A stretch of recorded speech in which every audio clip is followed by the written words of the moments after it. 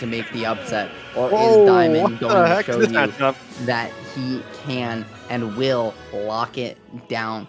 This is about as polar and as weird a matchup as you get, unless you live in the region of New England, in which case you've definitely seen Yossi or DekuFan69 fighting versus Brujo before. But if you're not from the great northeastern New England, you might not have seen this matchup before. Boy, folks, it's a weird one here with some large space.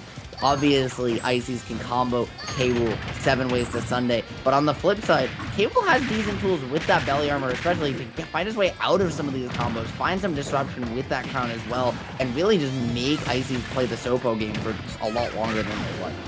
20 seconds into this game, and we already see RDOT in big trouble, already ahead of 13%, because Ice Climbers has great combo potential. That is an up smash from Nana after the up tilt from the Blizzard. Yep, just catching you in a option select scenario where based on your option, right, Ices can on reaction just find coverage to close out the stock there. The split though now from RDOT is going to be huge, could potentially lead into a stock scenario. That's a Sopo situation we were talking about before, under 60%, and Nana already having to abandon the power of friendship. Up throw, off the suplex and not going to do it. And so even now, right, in the Sopo game, it's just still, how can RDOT just not be able to keep out Diamond at all? 3 up airs coming. That's 93% even with the Sopo. 4 they're going to miss this mark. Yeah, air dodge back to the stage because Nana is not with you anymore, and that up smash is not great. That vertical recovery without second. Oh no. I was going to say, are we going to see the down air there potentially? Just try and find something cheeky, but no, it's going to be the back air. Their Diamond here setting up for a potential ledge trump scenario, but going off too early. The delay from RDOT going to allow him to reset, but not get out of the corner just yet. The propeller going to bounce away the iceberg, but only to be caught for the jump from ledge. Diamond locking down the stock, and this Sopo took a full one by himself. Up smash does find the match read though, and that's RDOT finally taking his first stock up the tournament. And this is going to be hard because now both Ice Climbers are back to play, and danger is seemingly looming. As I say it, the combination of Blizzard to forward there will do it. My friend, there's nothing like an Ices desync ledge, right, to clean up the stock and send them to the next game. RDOT just kind of got smothered, right? Especially like first stock, he just didn't get to play the game. Stock 2, he had the Sopo, right? He had the advantage. It was a situation he wants to be in, but he just kept getting caught jumping, kept getting his landing trap.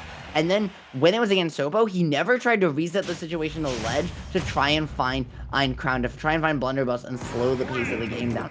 Forcing himself into the scrap, into the scramble when he was already playing on the back foot just meant he never had a chance. And now coming out of the gate to a desync, it's a dangerous situation to be a K-Rool player. We really just can't talk about this matchup knowledge until we find out, the desync's happening in Smashville, because this is the counter pick RDOT chose. And already Diamond on the aggressive again with those Blizzards. Frozen once again, and the forward air hits again. Diamond showing no mercy. Yep, you gotta read right there. You gotta read the Blizzard mash out timing there, or the lack thereof. But that hit helping to homogenize it a little bit, and Diamond getting off to the races early. You go to the stage of your RDOT because of situations like that, because you find these stocks incredibly early, because you separate them incredibly early, and because a lot of Ices damage comes from these horizontal combos stupid over, right? You don't have as much stage space to make it happen. They have to rely more on these juggles. So I understand why RDOT went here, but you've been losing the scraps, you've been losing the scrambles to Diamond in game 1. You are betting on a huge turnaround to make this game 2 go in your favor. See, the propeller barely catch the back air. Okay, yeah, another down smash not going to quite connect right there. Was that? No, that was down smash that actually hit RDOT in that situation. Belly armor's fruit on forward, which probably would have gotten the spike, but instead another back air takes the stock on a Sopo. It's the same situation as game 1. Well, that game 1 though, remember, he went for the jump from ledge. That time, we saw Diamond use the empty hop to say, okay, I'm gonna bait the ledge option, and if you neutral get up, I back air. If you jump, I jump back air, right? He just covered the options and conditioned, laned out certain responses, and then put himself in the position to cover on reaction to them. Beautiful discipline from him. Now potentially looking for a big combo, but instead just going to take the 3 hit, take the stage control, put you to ledge, you're at kill percent, and now the Blizzard, you got to mash out of that one to survive, and while you're going to do so, your clock is ticking, right? Time is running out, and you need to find a big hit if you're going to get it back into this one. All right, let's see if Diamond can finish this right now. Another back air lands. He probably could go for the edge guard right now. Like you said, using the whole shield, parry the propeller, and unfortunately, you dash attack the wrong ice climber, and Diamond is gonna cruise his way to a 2-0 win. He also desynced out a shield there and hit the parry solely on Nana with the Sopo already actionable, even though he didn't find the punish. Just super clean stuff from Diamond. Super creative gameplay that we saw on the Ices, and frankly, just textbook how to play against a super heavy, how to play against Cable, right? You smother them.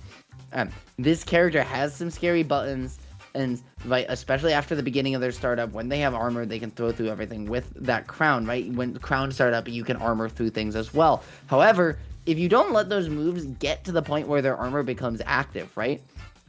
It doesn't matter that that armor exists. And we really just saw Diamond never give RDOT a chance to breathe, never give him a chance to get away, and never gave those buttons, right, with that armor, a chance to be active long enough for the startup to even matter. And when they did, like with that Nair, they were caught with a Blizzard on the way down. They were caught with something that applies a status that doesn't care about your armor and says, see ya later.